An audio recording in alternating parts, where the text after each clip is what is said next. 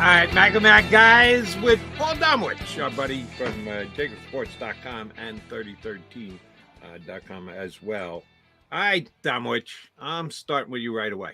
I see you noted that of the last 10 Super Bowl champs, only one, the Denver Broncos, had a lower red zone success than the 5-0 Eagles. Repeat, teams that lost the Super Bowl coming back the next year. Yeah, they got issues in the red zone. That's a very fair statement to make. But I'm going to ask you this one. Of the Super Bowl losers coming back to take another shot the next year, who is the only team to start the next year 5-0? There has only been one team in the history of the Super Bowl since they started it, after losing, came back the next year, opened up 5-0. Do you know who that team is? Well, I'm going to do the math here, Jody. Since the Eagles are 5-0 and they lost last year in the Super Bowl, I would say, could it be the Eagles? No, I mean, after you go to the Super Bowl and lose, and then the next season come out and open up the season 5-0. Only happened once where a loser in the Super Bowl the next year started 5-0. Besides the Eagles. Yeah, beside the Eagles. Oh, it was the 81 Eagles, I know. The 1981 Eagles, after going and losing to the Raiders, started the next year 5-0. It's the only time it's ever happened. And the Eagles have now, for the second time after the previous Eagles Super Bowl iteration went there. We need better results because that Eagle team finished up 10-6. They started 6-0, Jody. 6, right? And Dick, it still haunts Dick Vermeil. A little bit. That next season wasn't near as successful as the one before. All right, Damo, since you noted in the column the red zone struggles that the Eagles are having, what's the solution?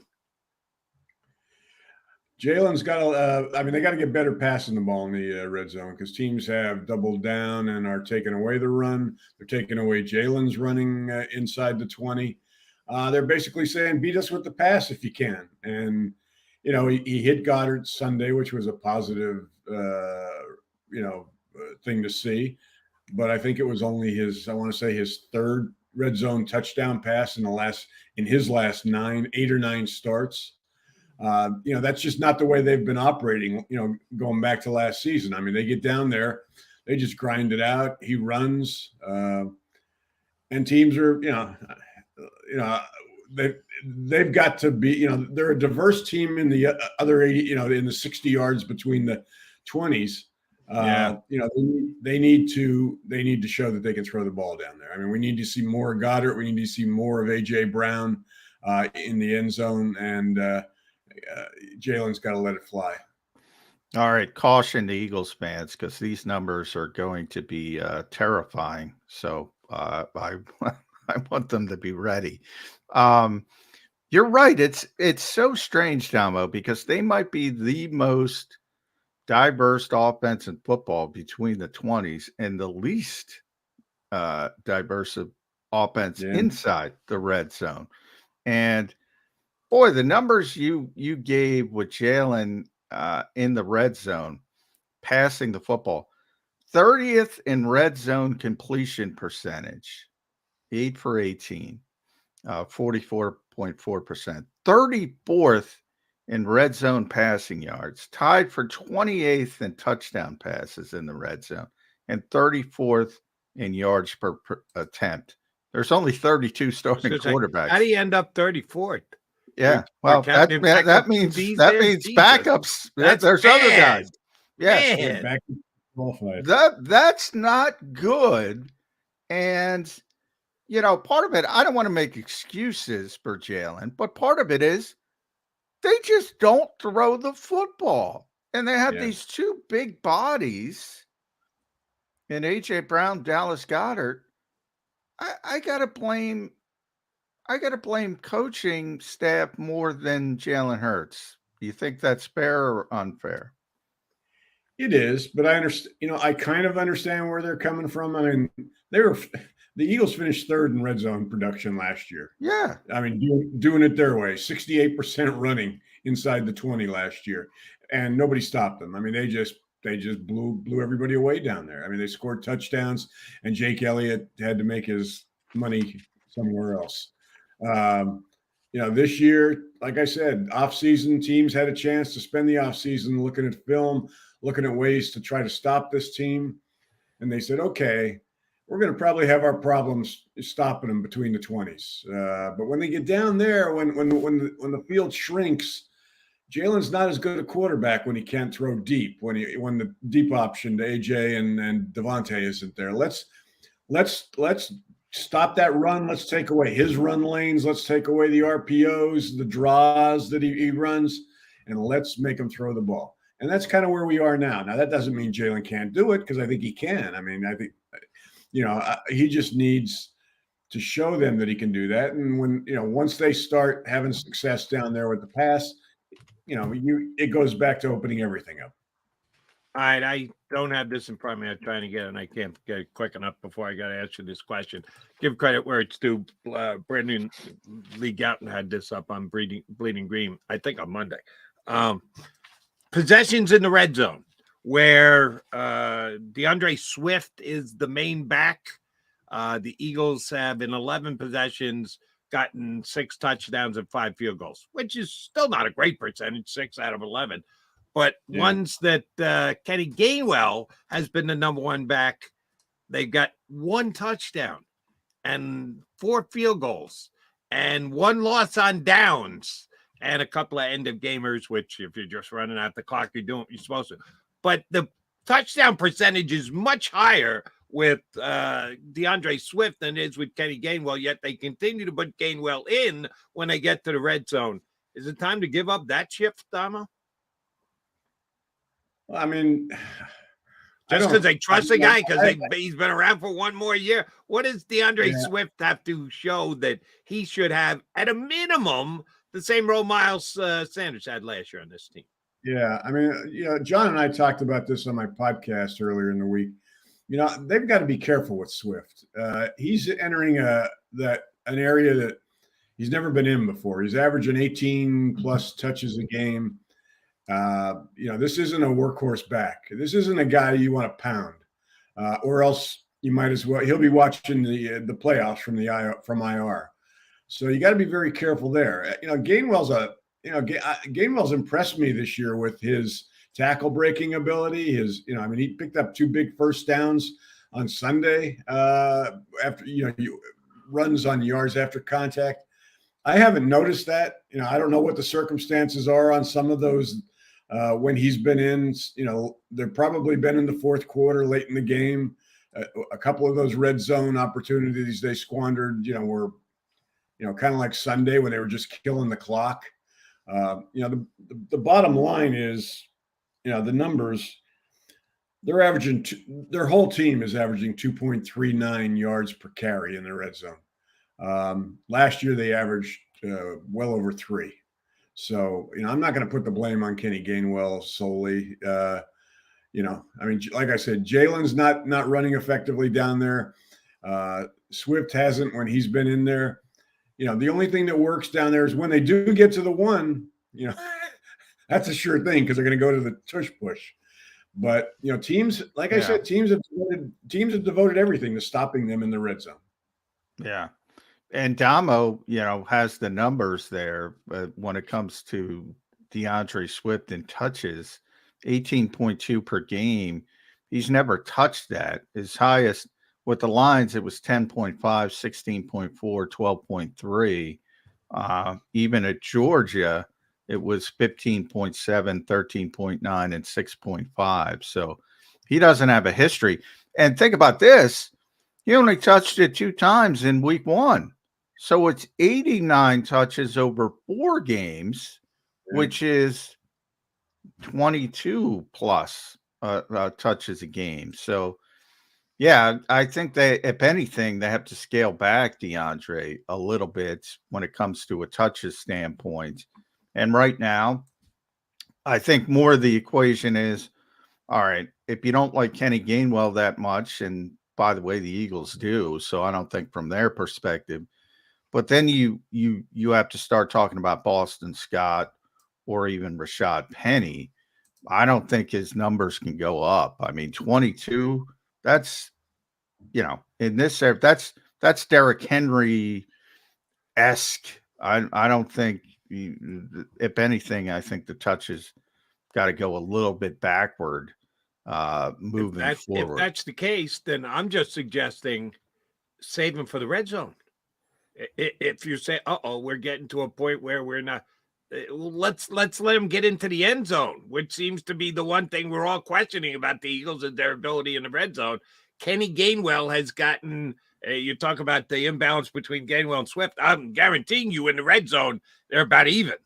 And that's Johnny told me this from the beginning of practice this year. They trust Kenny Gainwell. High leverage situations, they work Gainwell. They're going to give it to Gainwell. I'm not seeing it. Dama, you think he's been breaking tackles? I somehow missed those plays. I don't know. I have not seen any of that out of Kenny Gainwell this year. Well, and you haven't been watching. You didn't watch last week's game. Did either of those two end up in him getting in the end zone? I don't think so. I will say also, when Kenny, and again, he's, role players. We've been talking about role players a lot this week. He's their best pass protector as well, so that factors into it. That's tallest midget in the circus, right? Well, yeah, I agree with that. They're not good at that at all. He might, but I mean, Swift. It's ironic because Swift was pretty good in Detroit, at least from PFF perspective, last season as a pass protector. He's been, that's the only thing he hasn't done well. It's a big red mark. It's down in the 20s. He's been really bad as a pass protector here.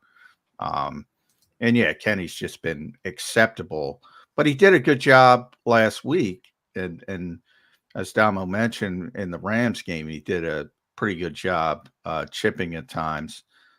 So that factors into it as well. And, you got to have this is not, as I said, DeAndre Swift has been great. He's fourth in the league in rushing. So he's been one of the best backs in the NFL, but this is not the guy I look at and say he can be Adrian Peterson in his prime and just take on 30 touches, or Derrick Henry and stand that level of pounding. So I do think Damo's right in the fact that you need to be careful with that moving forward. Another interesting nuggets, time of possession. The Eagles have been dominating. Now, when Chip was here, time of possession didn't matter, Damo. And I think it's overvalued at times, but when you see the disparity the Eagles are having, one of the things is their defense is never on the field, so that helps. They've had so many long drives offensively, and they're more, let's be honest, they're more talented on the offensive side of the football overall than the defensive side. So the complementary nature of football, they lead the league in rushing attempts. You had their highest time of possession so far since 1989, which is when they started tracking the numbers. These drives are impressive, even when they don't finish them, Damo.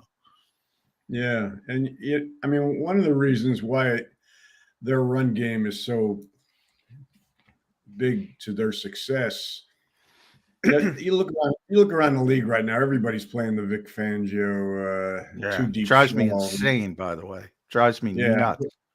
They're just not giving up the deep ball. And to the Eagles' credit, they've managed to get several in the last 2 weeks. They still throw it down there because they've got guys like A.J. Brown and Devontae who can catch 50-50 balls.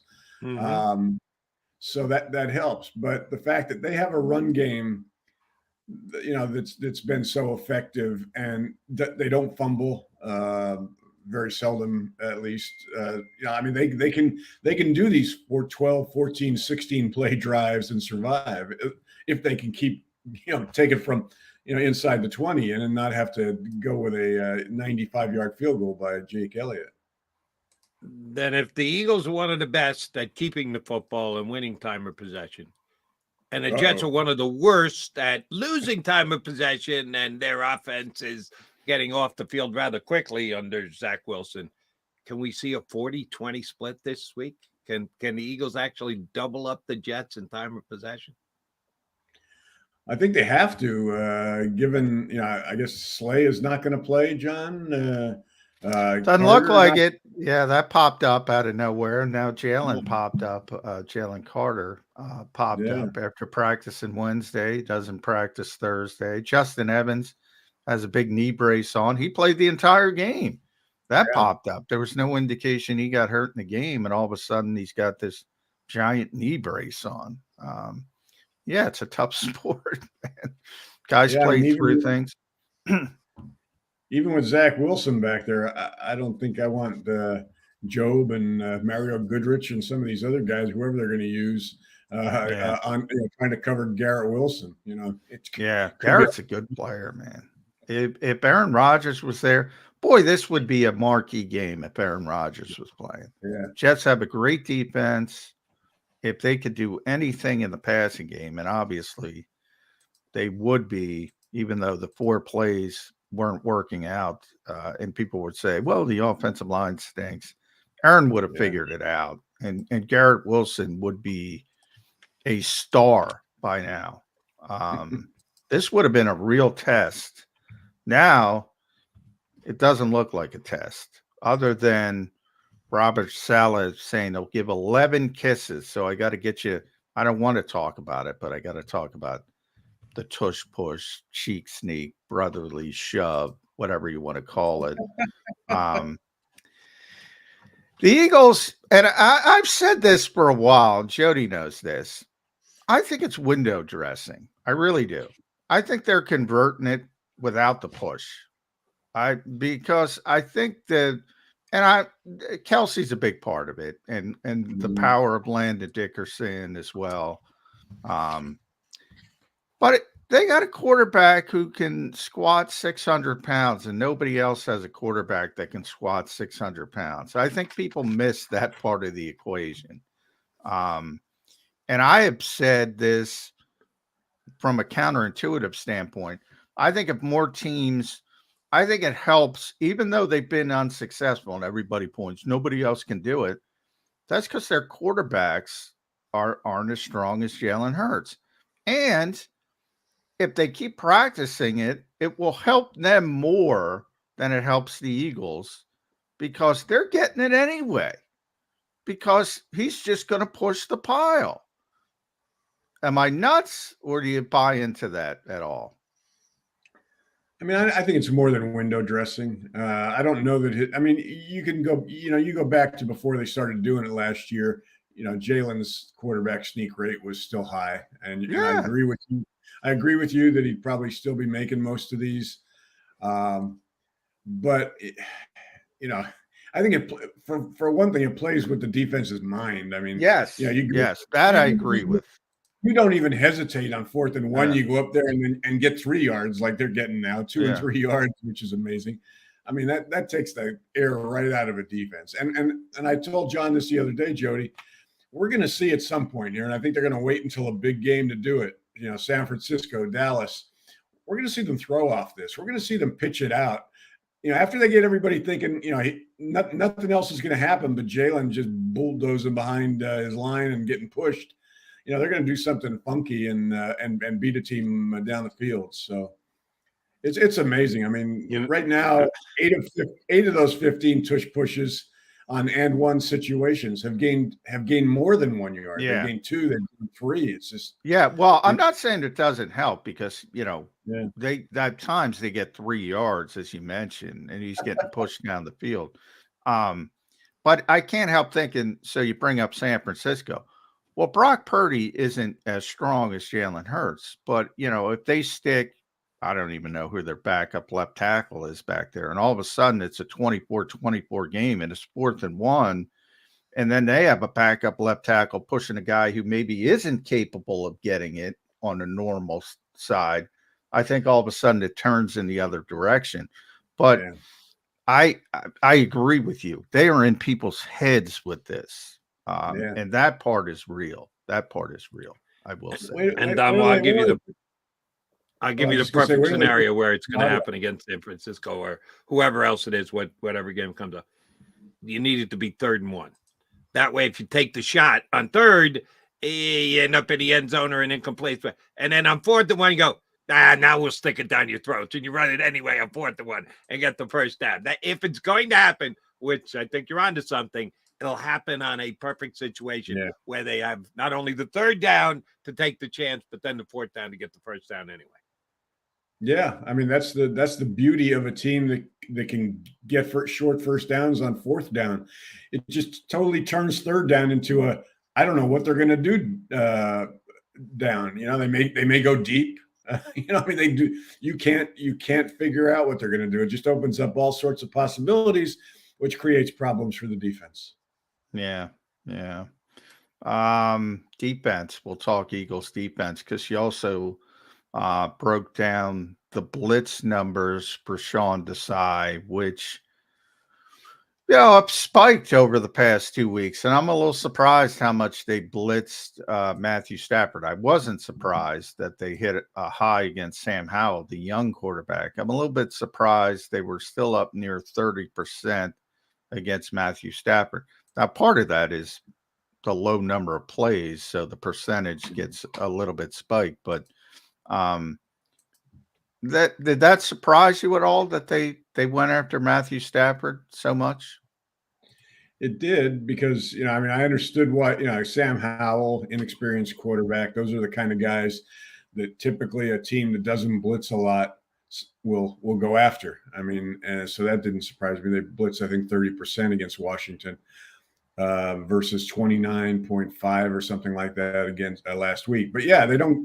This is a veteran quarterback, but I think they just felt that their defensive line could so overwhelm this offensive line and put pressure on him that they were going to go after him. They weren't fearful of the running game because the Rams don't have a running game. So in the first half, you know, they weren't getting a lot of pressure on him, consistent pressure at least, even with the blitz. And Kupp was carving him up. I mean, Stafford to Kupp, Stafford to the BYU guy whose name I keep forgetting every time we talk about it. Puka Nacua, yeah. Second half, different story. I mean, I don't know, you know, I mean, besides the fact that they were suddenly in Stafford's face with 4 and 5 and 6 man rushes, they also, you know, they brought in Bradley Roby, who was doing a terrific job of covering, better job of covering Kupp than they had in the first half with the people they were using. I do not know if Reed is going to be healthy for the Jets on the corner. He was in a concussion protocol last week and did limitedly practice yesterday. But if he's out there, that means it's probably a good chance he's going to play. And you have he and Sauce Gardner, and Reed's good when healthy, and Sauce is one of the best in the game. If that's the case, do you man up one-on-one, both Devontae Smith and A.J. Brown, because you need to respect the fear that is the speed of Quez Watkins? Thank you for laughing. I appreciate you. Don't know how much I appreciate your laughing. When I saw him, Jody's been trying to get this all week. Here, let me throw out my thing, and it's not mine, it's Nick's, which I get. Role players, I think, you know, Nick constantly says, I think they're two different discussions. If you need traffic, if you need production from Quez Watkins, you got to go in a different direction. But I think his speed on the field with A.J. Brown, Devontae Smith makes it easier from a spacing standpoint. I think the Eagles are correct from that standpoint. So if you can stretch the field, you know, maybe have a little bit more space to make Jalen make the throw. That's why they play him, because of his speed. But, you know, I think people get conflated with, oh, he doesn't produce, and Olamide produced a little bit more, but he runs a 4.35 and Olamide runs a 4.55 or whatever. So the spacing is thrown off from Nick's perspective. That's his philosophy. Buy or sell?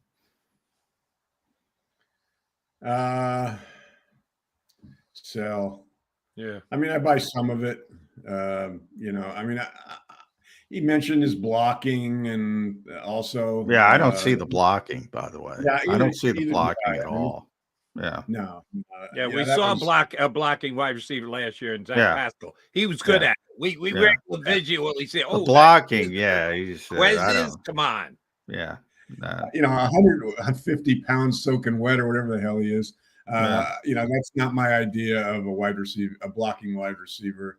But his speed does create, at least it's something they got to think about, and it creates some room for other guys, including Goddard, theoretically. And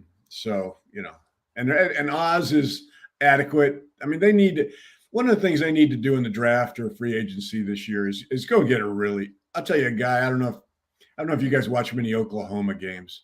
Bob Stoops, his son, Drake Stoops. I mean, the guy is the quintessential. He's Hunter Renfrow, younger. He's just the slot wide receiver you want in an offense.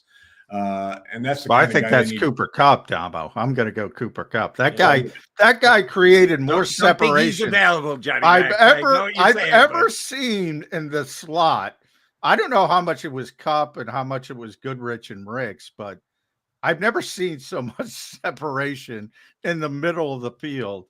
It was something to behold from SoFi Stadium. That guy's phenomenal. He really and by is. the way, I criticize Sean McVay, man. He went away from it. That's where I credit the Eagles coaching staff. When you're giving them something, they take it and they keep doing it until you stop it. And Sean McVay was like, let me try something different. They're getting used to it. They can't do anything with him. Yeah. It was this week because of, because of what I saw last week in that first half. I mean, Zach Evans isn't Zach Wilson isn't Matthew Stafford. He's not going to, no. But Garrett Wilson is in the, he's in the very good discussion as far as, and they've got Alan Lazard and they got Cobb who's got 3 catches. I don't know what the hell's going on there. I mean, they brought him over, I guess, because he was going to catch passes from Rodgers. Yeah. But anyway, they got receivers they can get the ball to. They've got Breece Hall. You really don't want this offense, the Jets offense, even with Zach Wilson, you don't want them to have the ball a lot Sunday. So I think they're going up against a Jets defense that is one of the best in the league, but they're 29th against the run. So what does that tell me? That tells me they're going to run the ball a lot this week. All right. By the way, the kid from Oklahoma that you're talking about, the quintessential slot receiver. If you believe Nick Sirianni, if you take him at his word, they don't want that. They need the slot guy to be a guy who gets deep, so as to open things up for Smith and Brown. Okay, if that's your philosophy, that's your philosophy. I'd rather have a guy who could catch the football, but that's just me. I give you a couple guys to look at, though, this weekend. If you're watching any college football, Washington's got 2 kids that can both get behind the defense. Michael Penix is having a real nice year. He's not going to win a Heisman, but he's going to get votes, and he may end up in New York. Rome Odunze and another kid by the name of Jalen McMillan. They got some speed on the outside with Washington. They got a big game against Oregon. Both teams are undefeated. I think it's 3:30 on ABC or something like that. So if you're looking for the guy who's going to take Quez's job, because Quez is not coming back here next year, despite his unbelievable world-setting tracks ability to stretch. Well, now Jody downplays. He can run. I mean, that's not in debate. I mean, the guy is. All right, I'll try this again. To give you a shot, Damo. Who do you want stretching the defense? Quez Watkins or Devin Allen? Who's faster? Well, I mean, you got Devin Allen. He's right there on the practice squad. You got a guy who wins gold medals. Sprinting. Why didn't you put him out there? If that's the key, is a guy who can just flat out go. Give me the faster guy. Devin also took off from football for 6 years. I mean, you do have to be able to play. I think you're downplaying. Quez is an NFL receiver. He's just not a very good one. I wouldn't even say that. He's fine as a 4th guy or a 5th guy. He's a legit NFL player. Devin Allen's more of a developmental prospect, and it's not just 27. Joe, why is he here if he's still a developmental player at age 27? That's a good question. This is my feeling. I'm not as obsessed with a speedy slot receiver as Nick is. I mean, I want a guy that can catch the ball, never going to drop it, is going to, is a good blocker, knows how to find space in zones. That's what I want out of a slot receiver. Right now, if I were that head coach, I would have Greg Ward out there before I would have Quez Watkins in the slot. Yeah, they wouldn't. You remember, and this is why I know, not that Nick is right, but Nick is telling the truth. He's not lying. That's what he wants. But you remember the Giants game where people went berserk because it looked like, who was the receiver, Jody, was open? The Jalen Reagor game where he dropped 2 passes. And Nick just went into wasn't it? When Smitty was a rookie. Nick just went into a dissertation about how they didn't get the right depth on the routes and all this about spacing. And it was Belichickian. He spent 10 minutes saying, I remember that. This has got, he really believes in this spacing aspect of his offense, and everything's got to be, if it's 8 yards, you got to be at 8 yards. And the open, and it makes the throws easier. And remember, the traffic guys are A.J. Brown, Devontae Smith, and Dallas Goedert, and they can't even get them the football consistently. Devontae caught 1 pass last week. Yeah. Dallas Goedert. So the 4th guy, and you can now argue DeAndre Swift is the 4th guy. So you might even kick him down to the 5th guy. That's why I buy into his, and I know he's telling the truth. That's why he's out there, Quez. He's not, because he's not producing. But it is meaningful for him because he believes it. And he used to be a receiver, obviously, at the college level. And he believes in, man, you got to be in the right spot, right depth at all times. He is particular. Can I ask you a quick question? And then we got to get Domo out of here because he's got more important things to do than talk to us. Did the coach show the breakdown of the route that Quez ran on Sunday against the Rams? Because they did show it on NBC Sports Philadelphia, and former Eagle Jason Avant pointed out that Quez Watkins ran a bad route, and Jalen threw the ball. He always runs bad routes. That's it. He ran a bad route in that game. Why is he playing? And the right game. Well, remember at the time, one of the issues with and I love Eagles fans, God bless them, because I said before they acquired A.J. Brown, there was all this hype, and we were doing the show, and Jody, you remember, and I said, they got to get better at second receiver. They got to get better. They got to get better. And they were like, no, Quez is fine. I said, no, he's not. No, he's not fine as a wide receiver too. Then you get A.J. Brown, everything falls into place. Now it's different. As a third receiver, I got no problem with it. He's not catching the ball anyway. If he helps with the spacing, he helps with the spacing. If he doesn't, he doesn't, and they'll go in a different direction. Johnny Mac. But AJ, I hope you're 100% right, because the other thing you got to remember, and you and I have been down this road, Tom will confirm this for me, we're one sprained ankle away from that's a different conversation. But don't you have to factor that in when you put your roster together? You have to have a safety net, don't you? Quez is a safety net with a big hole in the middle of it. Well, I would argue then you ship to Olamide, and then Olamide jumps ahead of Quez. That's how I would do it. If I need traffic, I'm throwing it to Olamide more than I'm throwing it to Quez. Right, but if I have AJ, if Quez and Olamide are on the field at the same time, who's outside? Which one's not in the slot? Well, Quez is outside because Quez can run. Like I said, that would be Quez replacing the injured A.J. Brown and Devontae Smith. Well, first of all, you can't replace great players. Nobody can replace A.J. Brown. Tennessee couldn't replace him when he got hurt there. You can't replace, so you got to make do. You got to persevere, like the Eagles have done with Josh Jobe when he's had to play at outside corner. He can't replace James Bradbury. He can't replace Darius Slay this week. But you got to find a way to persevere. And I think the Eagles have it built in that where if AJ suffers a sprained ankle, Olamide will get more traffic than Quez. But if AJ and Devontae are out there, they want Quez for the spacing aspect. That's I believe the plan. Which makes some sense to me, to be honest. My thing is their number 3 receiver should be irrelevant. I mean, it is irrelevant. That's my point. It is because he's not catching the ball. But yeah, I mean, they are this year. You're seeing with Brian Johnson, they're throwing to the running backs, Gainwell and Swift. Swift had 6 catches Sunday. Yeah. As I wrote in the column at JAKIB Sports, their receivers have 22% of their completions this year. Last year it was 13. They've already got 25. Last year they had 48 the whole year. As the year goes on, they're going to be throwing more and more to these guys. They go with so many damn empty sets. They're going to use these guys in routes. Whether you got Watkins there or in Bermuda, it doesn't matter. I mean, they've got plenty of weapons. They can afford to have a guy that doesn't know where the hell he is. All right, Damo. Jets, Eagles, all-time record. 12 wins for the Eagles, 0 wins for the Jets. Is it going to 13-0? And is this going to be a style points week, or are we going to be talking on Monday about style points don't matter? It's the NFL. How's it play out on Sunday? The 2 green teams going against each other.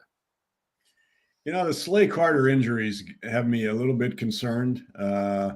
I think, I'm going to pick this as a close game. I mean, I think the Eagles are going to win it because Zach Wilson's a quarterback, and they'll figure out a way to either get a couple strip sacks or interceptions. But I think it's going to be a 2017 game, Eagles.